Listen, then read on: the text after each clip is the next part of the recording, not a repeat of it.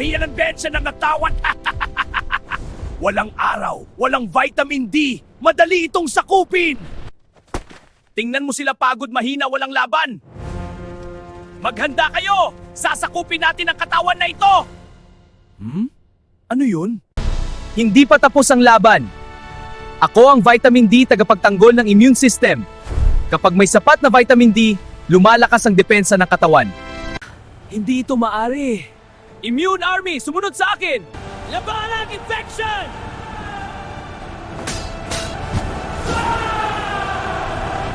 Umatras! Umatras! Hindi ka na makakapanakop dito.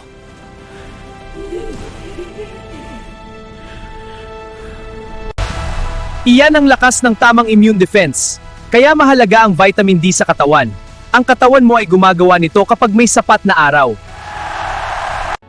At kapag sapat ang vitamin D, mas handa ang katawan laban sa virus. Huwag hayaang sakupin ng virus ang iyong katawan.